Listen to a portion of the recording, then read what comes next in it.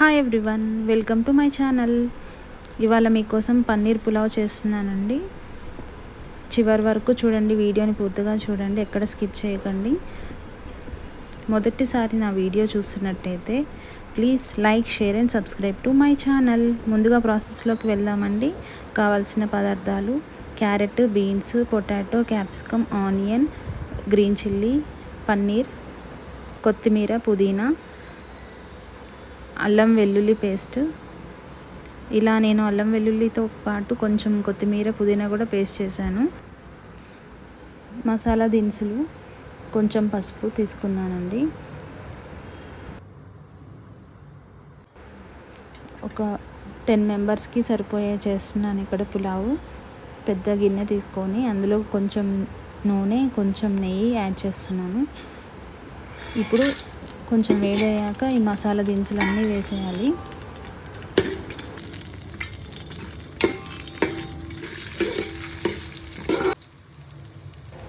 అల్లం వెల్లుల్లి పేస్ట్, కొంచెం కొత్తిమీర, పుదీనా వేసి మిక్సీ పట్టాను.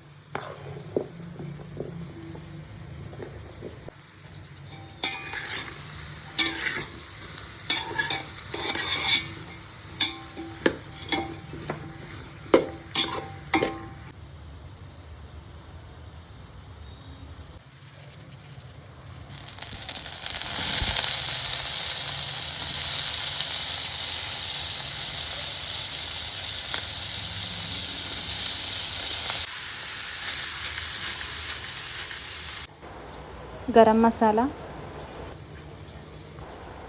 బిర్యానీ మసాలా, సాల్ట్, కొంచెం కారం వేసి బాగా కలుపుకోవాలి. ఇందులో మీరు వేరే వెజిటేబుల్స్ కూడా యాడ్ చేసుకోవచ్చు. Green peas, baby corn, meal maker, mushroom, ఇలా మీకు నచ్చిన వెజిటేబుల్స్ యాడ్ చేసుకోవచ్చు. టేస్ట్ ఇంకా బాగుంటుంది. పన్నీర్ పులావ్ అని చెప్పి ఇన్ని వెజిటేబుల్స్ నేను చెప్తున్నాను అంటే అనుకుంటున్నారా?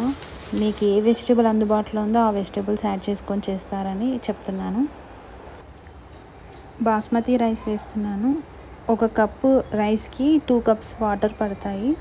బియ్యం వేసాక ఇలా పైన పుదీనా, కొత్తిమీర వేసుకోవడం వల్ల స్మెల్ అనేది చాలా బాగా వస్తుంది. టేస్ట్ కూడా బాగుంటుంది.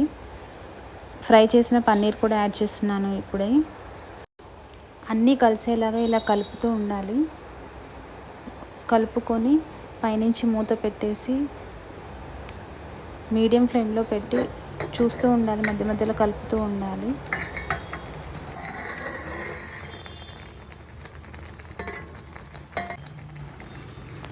మనం వేసిన ఆయిల్, వాటర్ కరెక్ట్గా సరిపోతే ఇలా అన్నం అనేది పొడి పొడిగా వస్తుంది.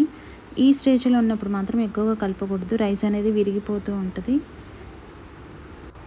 అంతే, పన్నీర్ పులావ్ రెడీ. చాలా సింపుల్గా ఉంది కదండి ప్రాసెస్ అనేది. రైతాతో సర్వ్ చేసుకొని తింటే చాలా బాగుంటుందండి. లాస్ట్ వరకు వీడియో చూసినందుకు అందరికీ థ్యాంక్ యూ.